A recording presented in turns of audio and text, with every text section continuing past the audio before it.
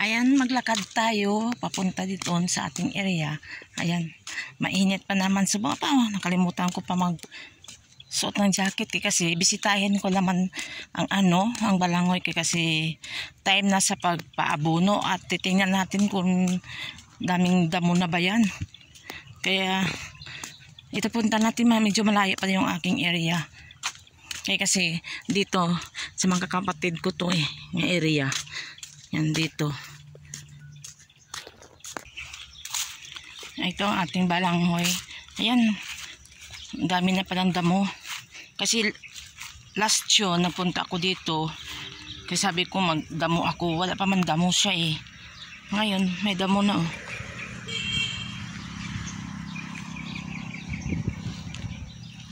Ayan.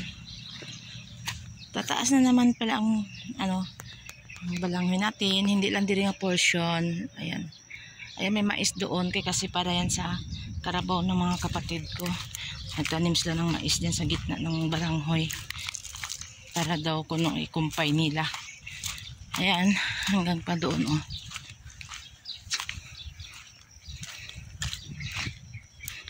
Kaya mas maganda. Ayan may malaki. May malaki na siya.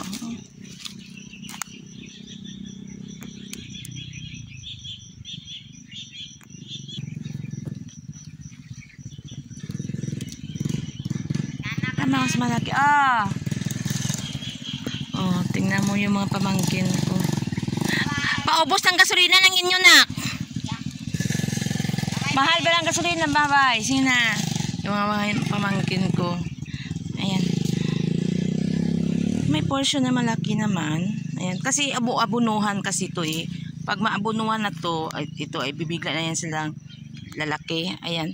Need talaga siya maabunuhan kasi may mga portion pa nga pero may mga matataba rin. Ayan.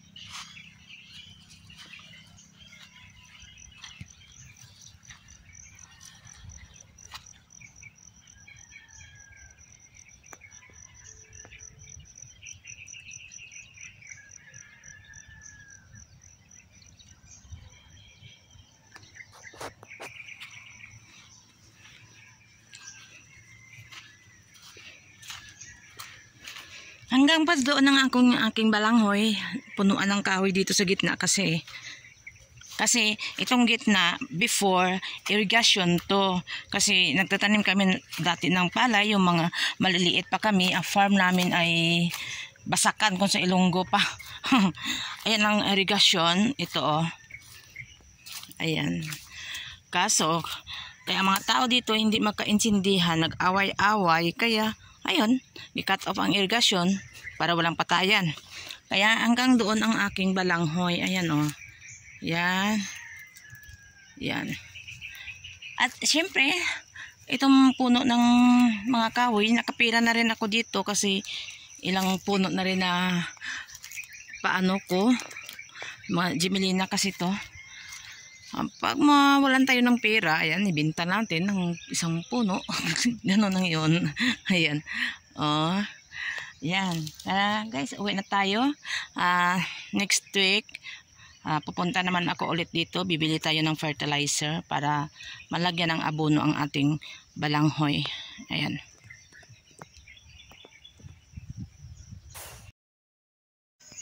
Ito ng oras ang ating pag-aabono. Ito ang dalawa kong anak na tutulong sa akin sa pag-abono.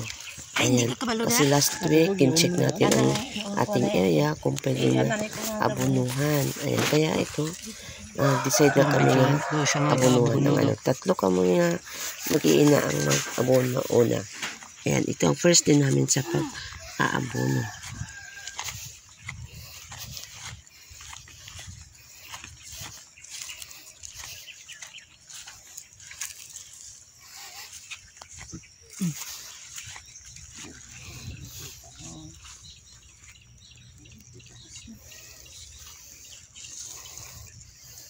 Sabi mo kita sprayan mo ni. Siyempre ka sprayan ka nga kasyang tubo. Hello, yung ano ba yung lamon? Kita mo 2 months na siya na. Ang sinayot na. Amo na mag-abono. Mag-abono guys. Patay. Patay. Galing kami sa pag-aabono guys. Nagpapahinga na kami ngayon kasi tanghali na. Ayan, oras sa pagluluto ng pagkain. Ayan kasi wala tayong kapira-pira. Kaya nga kaming 3 na lang ang nagpapaabono kasi wala tayo pang suhol sa tao. Kaya ito, buti na lang kayo may binili ang kapatid ko na na sitaw. Kaya ito, nagbili ako ng corned beef para pang sahog. Worth 36 pesos. Ayan ang ating gasto. Pro plus ang nagasto ng ating kapatid na 10 pesos. Ayan. Kaya kasi wala pa kasi bago lang may bunga ang sitaw na tanim namin dyan sa aming bakuran. Kaya ito nagbili lang muna kami sa tindahan ng sitaw at saka yung corned beef. Kaya ayan, sold naman ang ating pangtanghalian. Ayan.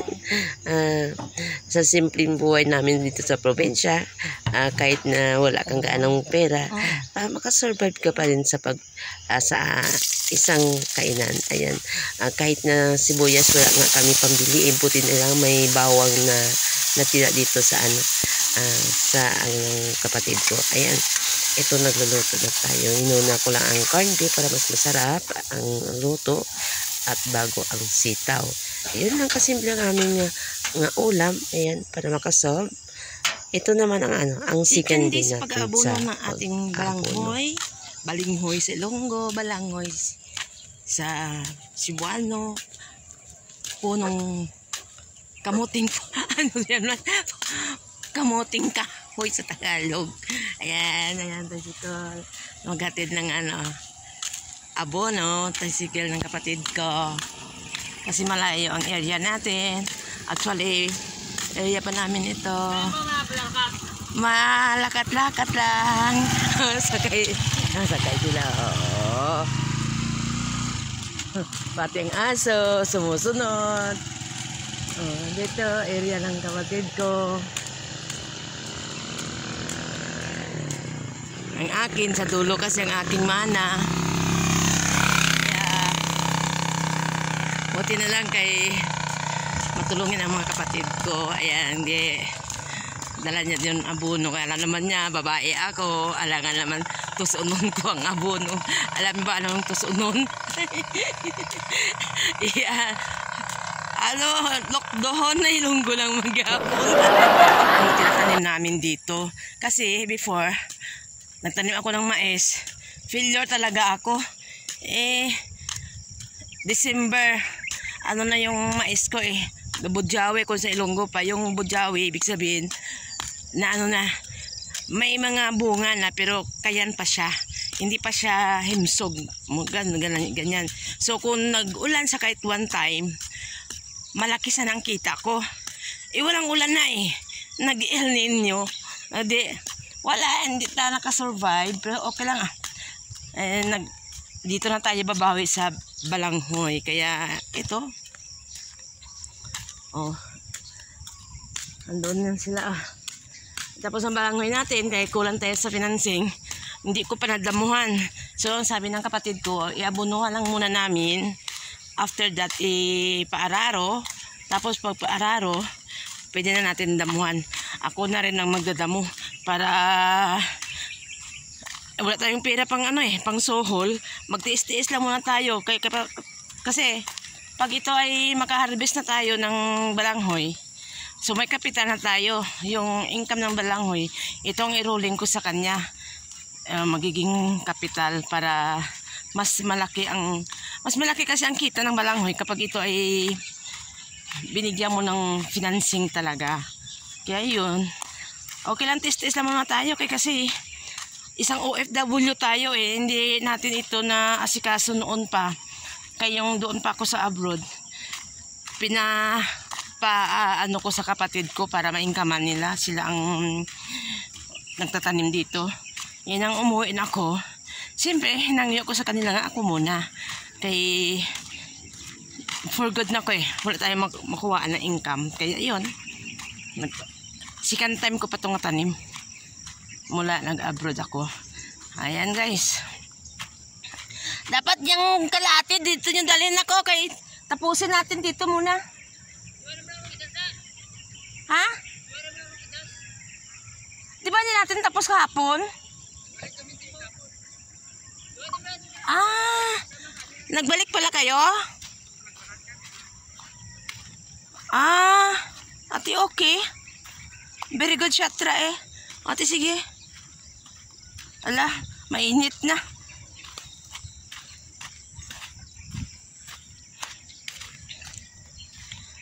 Ayan guys, mag-abono na kami. Yan ang dalawa kong anak. Ayan, ang isa third year college na yan, ang isa second year college na yan. Ayan, kahit na college na sila, pero hindi sila nahiya na tumulong sa akin. Actually, first time nila itong mag-aabono. Kasi hindi naman yan sila nasanay sa pagtrabaho sa farm. Pero ito, pinapakita lang sa akin na okay lang sila.